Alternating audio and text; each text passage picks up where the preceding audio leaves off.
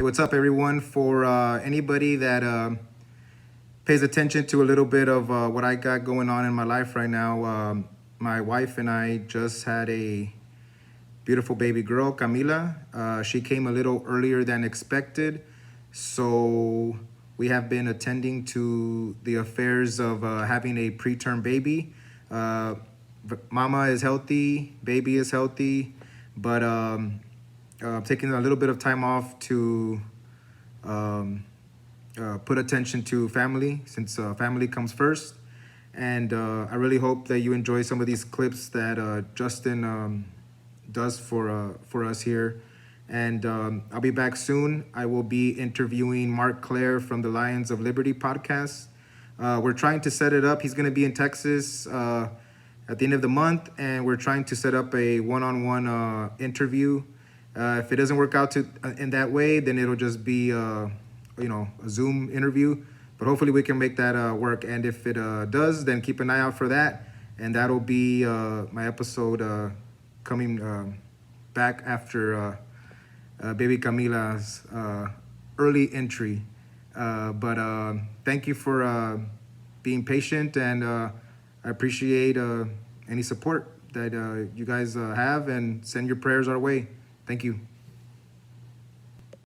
When I talk about when physical removal comes from HAPA, and what HAPA talks about is really what you want to get down to if you really want to have the kind of liberty you want is like covenant communities, where you basically have like a glorified HOA, and you're looking to have people in there if you are for private property, and private property is just where everything is at. I mean, if you know what you own and I know what I own and there's no arguments, that reduces the likelihood of violence between us. Okay, it reduces the likelihood of us going to war over something. And a private property society would tend to be more peaceful, more calm. But also, you're going to want those people to share your values. I mean, if you're in there with, if it was founded to be libertarian and be private property, yet people start having kids that are communists and start preaching that we need to be communists, well, that's just going to screw everything up. It's going to screw up the harmony of the community. And if they don't want to change, they will have to be removed, because leftism is, I mean, it's, for some reason, it's really powerful. It really gets into people. I mean, the Libertarian Party has been infiltrated by leftism, and it's just obvious. I mean, you can see the way they are over the past, especially 4 years, and see how many left positions they have, progressive positions they have. And it makes libertarians not want to join the Libertarian Party if they're inclined to. And so think about your community. So if you have a community that's based on private property rights, and you have people in that community who are like, no, private property is wrong, it's theft, you didn't build that, the kind of stuff. And you're just going to have to, if they are not willing to change or assent to the rules of that community, they need to be kicked out, or else your harmony is going to be gone. I'm sorry, I don't believe that having a what do we have now in cities? Most cities, Atlanta, even cities in the South, are run by Democrats. Most cities in the North are run by Democrats. I mean, look at Chicago. Chicago's been run by Democrats for what, 130 years now. What, they have like 19 shootings a day. They have open executions in the street, yet people aren't allowed to own guns to protect themselves. It's like, well, why? Because you've built up a culture of violence. You built up a culture of people not being able to protect themselves from that violence. And you really want to, if you want peace, you have to have, if you want to live in a peaceful place, if you want to live in a place where you can have some harmony, it's going to have to be a small amount of people. and you're all going to have to share values. I mean, think about families. I mean, think about what happens. I mean, most families have that drunk uncle who, when they come to Thanksgiving, they fuck everything up, right? I mean, you're just waiting. You're waiting for the shoe to drop with them to fuck everything up. Well, why would you? Why would you invite that into your private property community where you have, one drunk? I said this talking to a friend of mine recently. I'm like, if you have one drunk in your community, you all can just get together and keep them drunk and give them money to keep getting drunk or something like that. But if in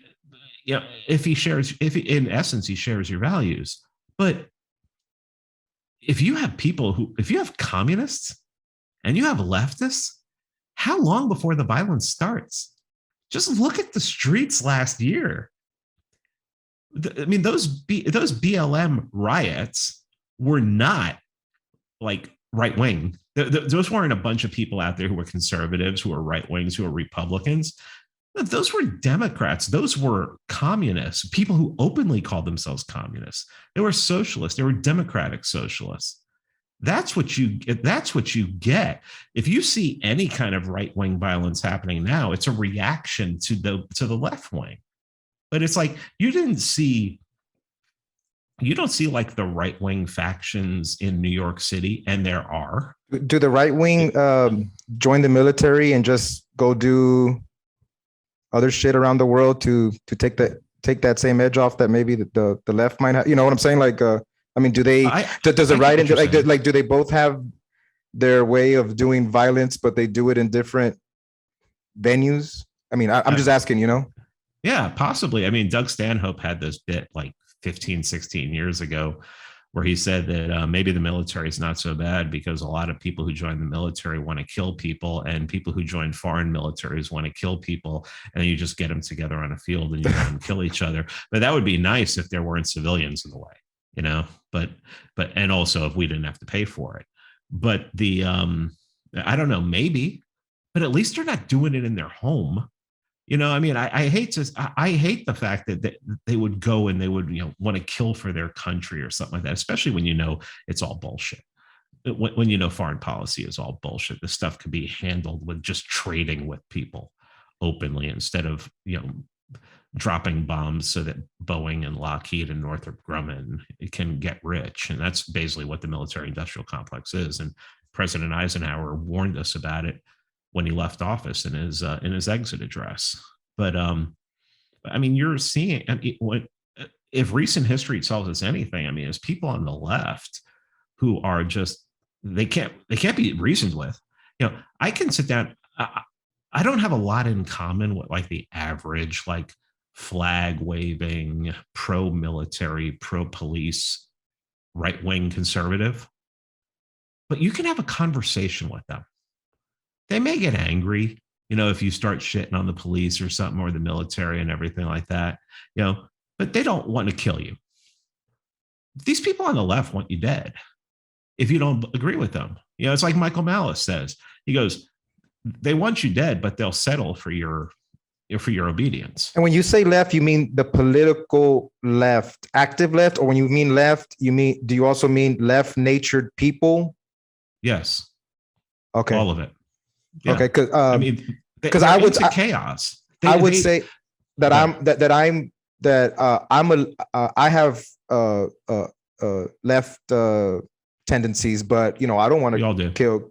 Okay. So you admit. So you say okay. So nobody's a complete left or right. You're not putting them in two camps. Exactly. I'm right wing because I want order, and the left wing wants chaos.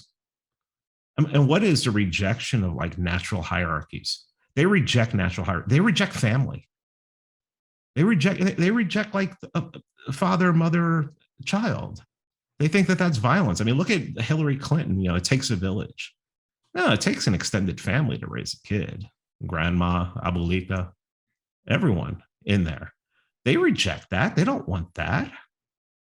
But at least right wingers, when you tell them about hierarchy, natural hierarchies, I mean, the hierarchy of like the government and everything, it's completely false. It's completely it's illegitimate. But there are natural hierarchies out there. There are some people who are smarter than others. There are some people who are going to create things that will improve mankind, improve the lives of the vast majority of people alive.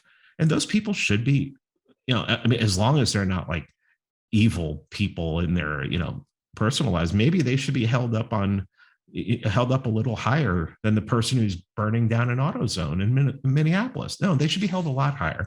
And the person burning down the Minneapolis AutoZone should be shot in the street. I mean, this is not hard stuff. I mean, if we're going to live, I want to be safe. That's all I care about. I mean, it's why I moved to a small town, is because there's no crime here. And I'm surrounded by crime in Atlanta, constantly wondering if my car is going to get broken into, if the apartment's going to get broken into, if your house is going to get broken into. I don't worry about that when I go Yeah. someplace that's smaller, because everybody knows everybody. Everybody's watching everybody. Everybody's in everybody's business to a certain extent, but still, it still seems like family, because, family is always in everyone's business.